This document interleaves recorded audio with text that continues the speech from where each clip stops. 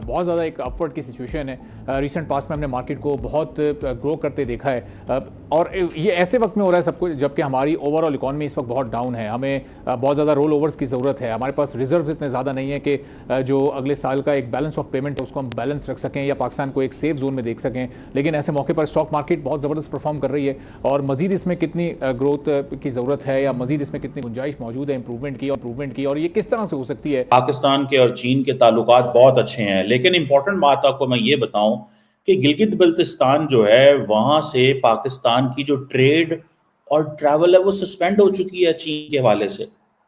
और देखें, पाकिस्तान के अंदर इस वक्त बहुत सारे ऐसे हॉट स्पॉट्स हैं जहां से लोग प्रोटेस्ट कर रहे हैं, जिसमें गिलगित बल्तिस्तान एक है, कश्मीर दो है, बलूचिस्तान तीन है। ये तीनों पेरिफेरल एरियाज हैं, पेरिफेरी है, मतलब they are not the centre, they are not Lahore.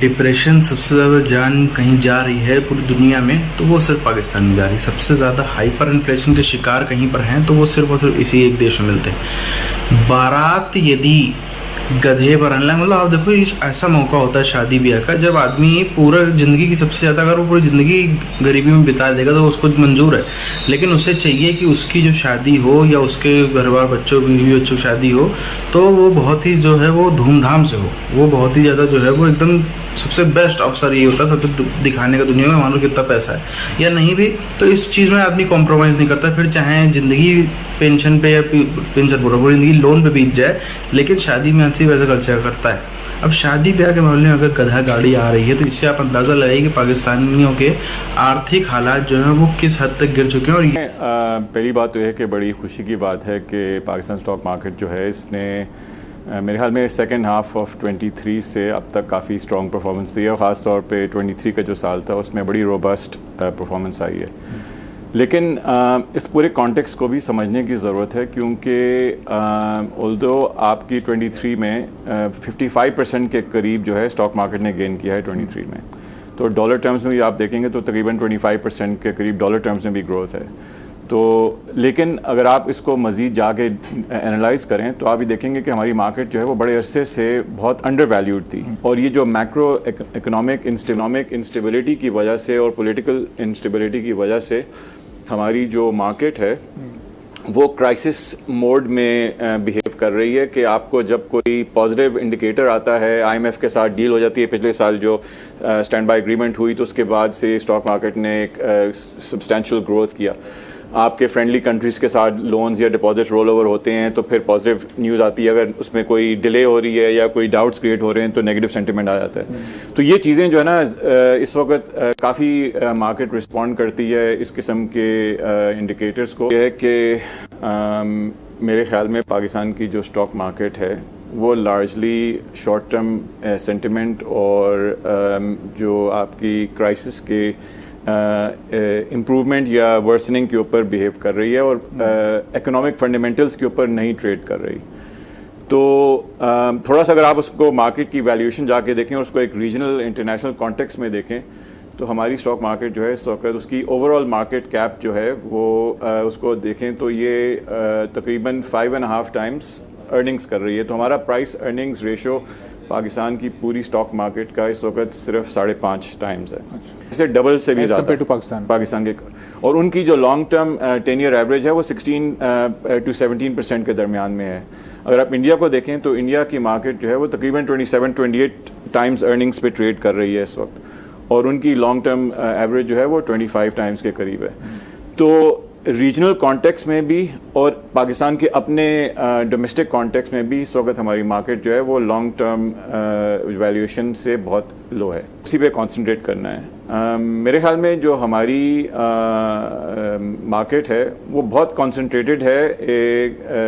आप कह सकते हैं कि स्पॉन्सर्स और इंस्टीट्यूशंस, उसके अलावा बहुत थोड़ा नंबर है रिटेल इन्वेस्टर्स का और बहुत ज़्यादा फ़र्क है इंटरनेशनल कॉन्टेक्स्ट में। अगर आप देखें तो पाकिस्तान में टोटल जो मार्केट पार्टिसिपेशन है वो तकरीबन 220,000 इन्वेस्टर्स हैं, तो वो पाकिस्तान की पॉपुलेशन का 0.1% रिप्रेजेंट करते हैं।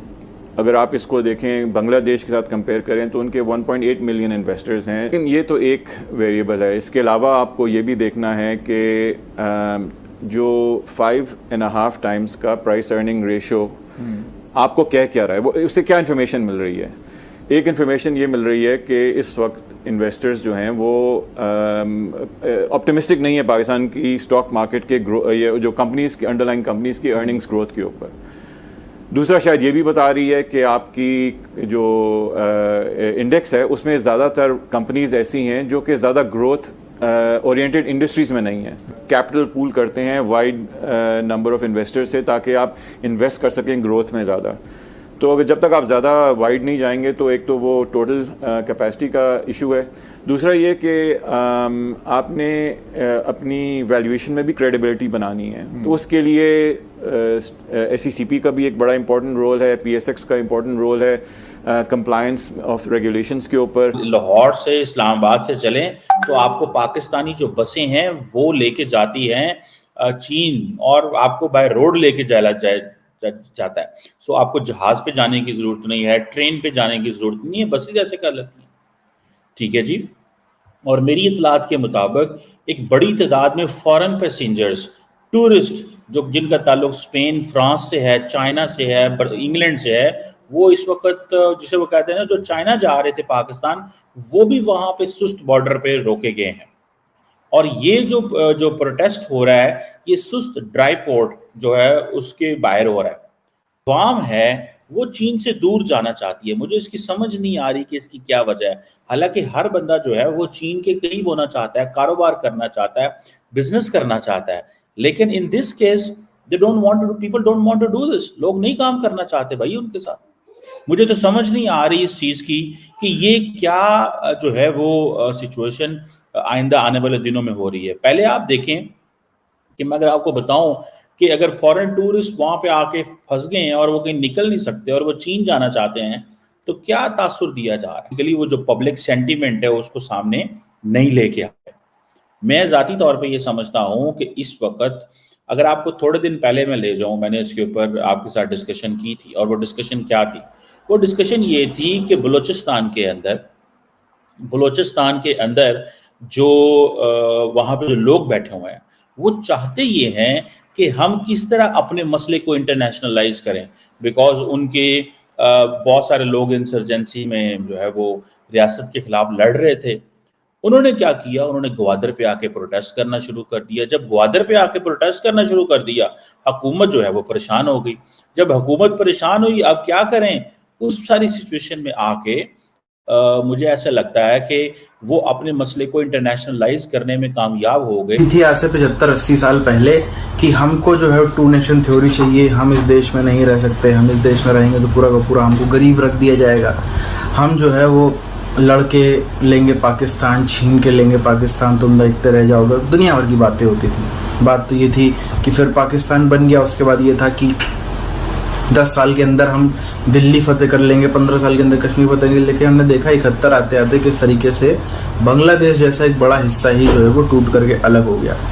अब पाकिस्तान की आज की अदीम हालत देखें तो ये तो एक छोटा सा एग्जाम्पल है जहाँ पर बाकायदा गधा गाड़ी से जो है वो बारात जा रही है, जहाँ पे बाकायदा गधा गाड़ी से बाराती बैठ के जा रहे हैं। अब तो पाकिस्तान भर में हालत ये है कि सबसे ज़्यादा दुनिया के सबसे ज़्यादा सिर्फ और सिर्फ फाइनेंशियल वजह से डिप्रेस्ड होने वाले लोग, उससे बहुत ही खतरनाक तरीके बीमार होने वाले लोग और उससे मौत तक होने वाले लोग जो हैं वो पाकिस्तान में सबसे ज़्यादा संख्या है। इतना ज़्यादा डिप्रेशन का शिकार पूरी कौम हो गई। एक पूरा का पूरा मायूसी में ही पूरी कौम जी रही। उसका कारण है फाइनेंस का जो हालत ख़राब हुई है उसके तो पूरा जो है हर तरफ उसके असर नज़र आते हैं। हमने देखा है कि इसी के चलते जो है आज पाकिस्तान के अंदर जिस तरीके से पेट्रोल के दाम बढ़ रहे हैं, जिस तरीके से गैस की अभी कल खबर आती है कि फिर से जो है मात्र 1 घंटे गैस आएगी दिन में कराची में और 1 घंटे के अलावा नहीं आएगी। तो ये सब चीज़ें जो हैं डायरेक्ट इन्वॉल्व कर रही हैं।